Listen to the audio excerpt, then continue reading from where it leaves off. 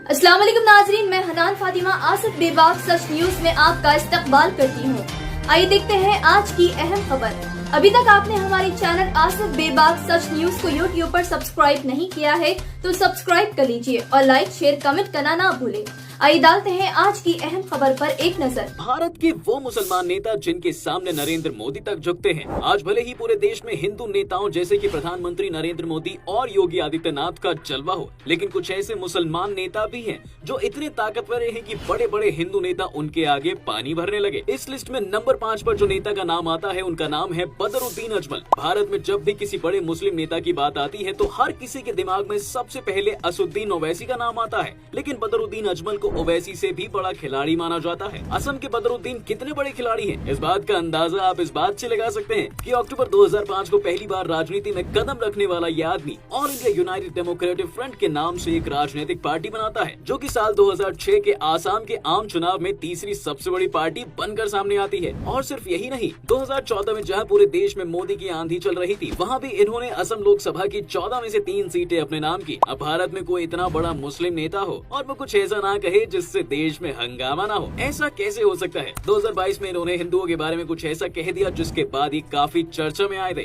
मुसलमानों के ज्यादा बच्चे पैदा करने पर इन्होंने कहा था कि हिंदू घर के बाहर कई बीवियां रखते हैं और बाहर मजे करते हैं, जिसके बाद काफी हंगामा हुआ था। खैर, ये तो इनकी राजनीति से जुड़ी कुछ बातें थी, लेकिन ये समाज के लिए अपना काम करने में भी सबसे आगे रहने वाले नेता हैं। इनके द्वारा बनाया गया अजमल फाउंडेशन आसाम का सबसे बड़ा गैर सरकारी फाउंडेशन है, जिसके अंडर पूरे आसाम के 50 से ज्यादा स्कूल चलते हैं। यही नहीं, इस फाउंडेशन के 20 से ज्यादा डिग्री कॉलेजेस भी हैं। इसके अलावा इनका ये फाउंडेशन एक सुपर 40 नाम की एक स्कीम चलाता है, जिसमें ये हर साल 40 बच्चों को ये देश के सबसे बड़े एग्जाम यूपीएससी की तैयारी कराते हैं। लेकिन इनके बारे में एक बात ऐसी है जो कोई नहीं जानता, इनका एक पुश्तैनी परफ्यूम का बिजनेस भी है, जिसे अब बदरुद्दीन अजमल ही संभालते हैं। इनकी अजमल परफ्यूम नाम की इस कंपनी का कारोबार सिर्फ भारत ही नहीं बल्कि अमेरिका, रूस और सऊदी अरब जैसे बड़े बड़े देशों के साथ दुनिया भर में फैला हुआ है। नंबर 4, आजम खान। सबसे ताकतवर मुस्लिम नेताओं की हमारी लिस्ट में चौथे नंबर पर आजम खान का नाम आता है। आजम खान को हमने सबसे ताकतवर नेताओं की इस लिस्ट में क्यों रखा है, ये आप इस बात से समझ सकते हैं कि ये पूरे भारत के इकलौते ऐसे नेता हैं जो लगातार 10 बार विधायक बने हैं।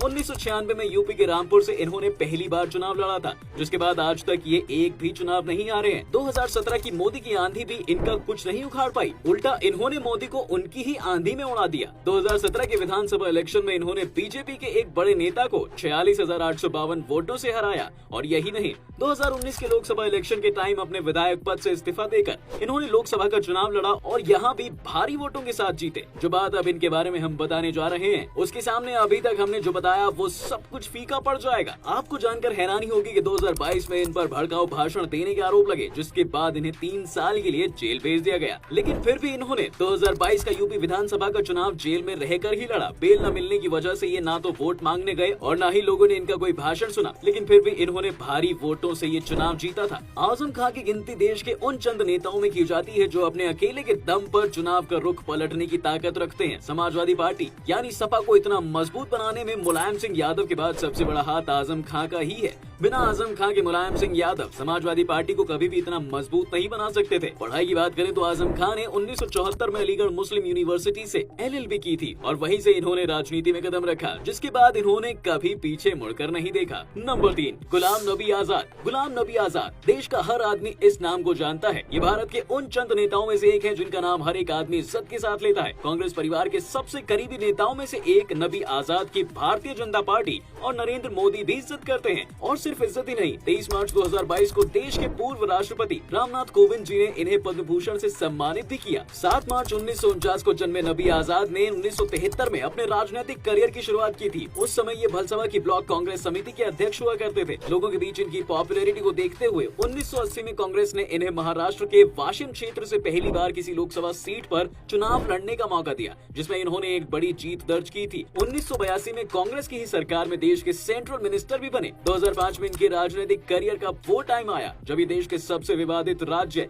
जम्मू कश्मीर के मुख्यमंत्री बने, जिसके बाद कांग्रेस पहली बार जम्मू कश्मीर में एक बड़ी पार्टी बनकर सामने आई। कांग्रेस की इस जीत के पीछे नबी आजाद का ही हाथ था। इनकी उपलब्धियों की कहानी यही खत्म नहीं होती। डॉक्टर मनमोहन सिंह के प्रधानमंत्री कार्यकाल में 2009 से 14 तक ये देश के हेल्थ मिनिस्टर भी रहे। भारत की सबसे पुरानी पार्टी कांग्रेस के साथ अपने राजनीतिक करियर की शुरुआत करने वाले गुलाम नबी आजाद का लगभग देश के हर एक राज्य की राजनीति में हाथ रहा है। 2009 से 14 तक जब नबी आजाद देश के हेल्थ मिनिस्टर थे, उस समय इन्होंने भारत के गाँव में रहने वाले लोगों के लिए एक राष्ट्रीय ग्रामीण स्वास्थ्य मिशन, जबकि शहरों की झुग्गी झोपड़ियों में रहने वालों के लिए एक राष्ट्रीय शहरी स्वास्थ्य मिशन शुरू किया, जिससे भारत के गरीब लोगों को बहुत फायदा मिला।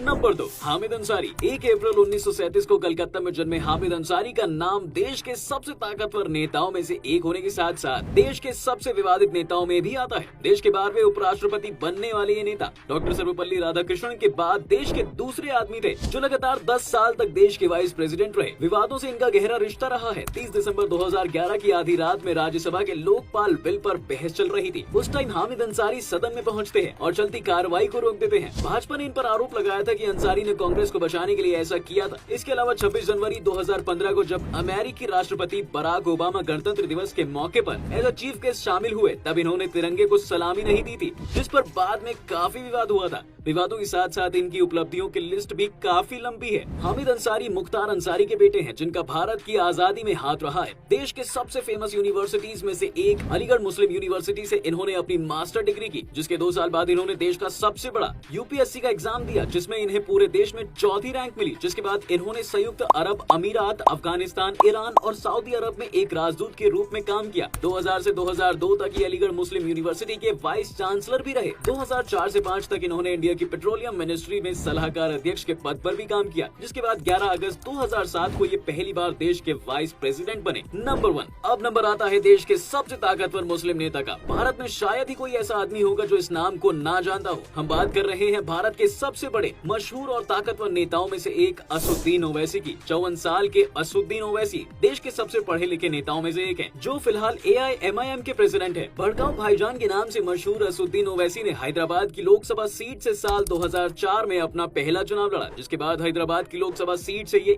एक भी चुनाव नहीं हारे हैं। इनकी एक आवाज पर पूरे देश के करोड़ों मुसलमान सड़कों पर उतर आते हैं। अक्सर विवादों से रिश्ता रखने वाले ओवैसी भारत के सबसे पढ़े लिखे नेताओं में से एक हैं। इनके बहुत सारे स्कूल, कॉलेजेस और हॉस्पिटल्स भी चलते हैं, जिनमें फ्री शिक्षा से लेकर फ्री इलाज तक किया जाता है। भारत सरकार इनको संसद रत्न के अवार्ड से भी नवाज चुकी है। दुनिया के 500 सबसे प्रभावशाली मुसलमानों की लिस्ट में भी इनका नाम आता है। आपके हिसाब से इनमें सबसे ताकतवर कौन है? कमेंट करके हमें जरूर बताएं।